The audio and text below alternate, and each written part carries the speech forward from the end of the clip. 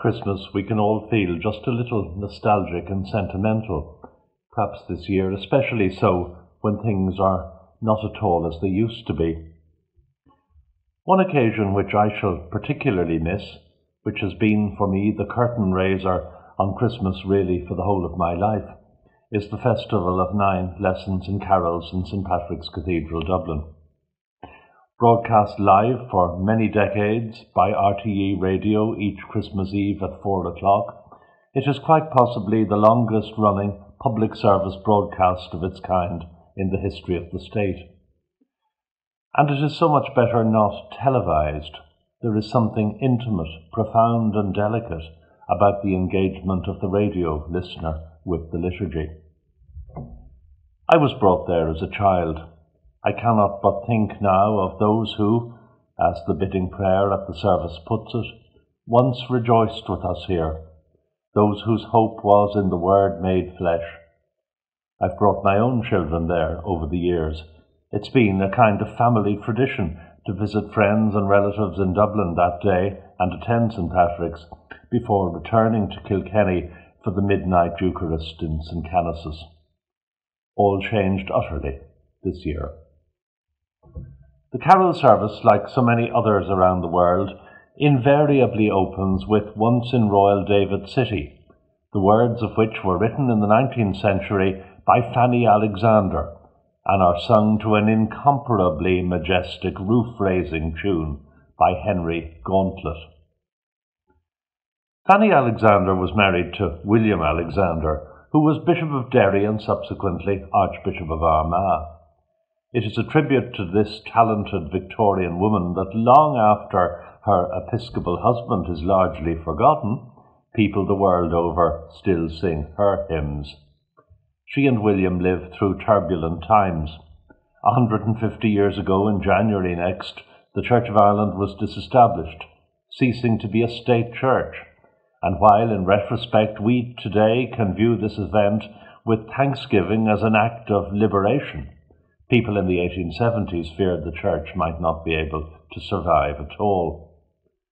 In the midst of turbulence and uncertainty, Fanny Alexander wrote a series of hymns for children, aiming to tell in memorable verse and music the whole timeless story of the life and work of Christ.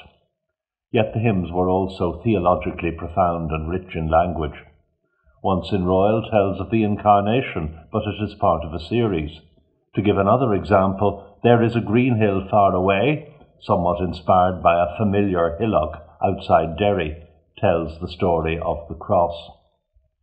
One lesser-known hymn by Fanny Alexander, which I love, is that which she composed for Ascension, celebrating the completion of the earthly work of Christ. I often think that Ascension is almost more important than Christmas. After all, as we all know, it is much easier to commence tasks than to complete them, and Ascension marks the costly yet wonderful completion of all that Christ set out to do among us. Fanny's Ascension hymn is "The Golden Gates Are Lifted Up." It sings of Christ's return to the throne of heaven and of the place prepared for us. At Christmas we sang in Once in Royal the words, "And he leads his children on to the place where he is gone." At Ascension we consider the earthly path along which we are led, and the hymn affirms that always on that earthly path a gleam of glory lies. A gleam of glory lies. In that phrase, to me, lies the heart of Christian hope. Despite the pain and the confusion of the world in a year like this, despite all our doubts and legitimate questions, somehow, perhaps just occasionally, there are moments along the journey of life when we know we glimpse glory. It may be at a mesmerizing act of worship. It may be during a beautiful piece of music. It may be when we witness an act of generous and heroic service to a neighbour in need. Or it may be when we hold a newborn baby and somehow see anew the beauty of humanity in God's image. These are the moments when heaven breaks through to earth. The shepherds at Bethlehem had their own unique glimpse of glory when heaven and earth seemed briefly to intersect in the sky above them, their life and the divine life brought together in Christ in a wonderful exchange.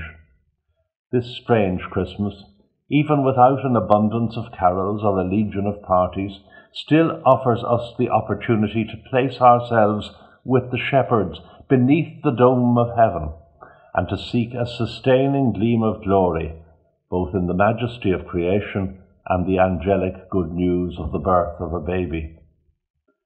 Looking back over 2020, at the heroism and dedication displayed by so many who on the front line and in essential services have sustained our lives, there have been many powerful examples of gleams of glory. Perhaps instead of being gloomy about things that are not happening this Christmas, we should look back over the year and identify a few of them. God never leaves our earthly path, however bumpy, devoid of those gorgeous gleams. Happy Christmas.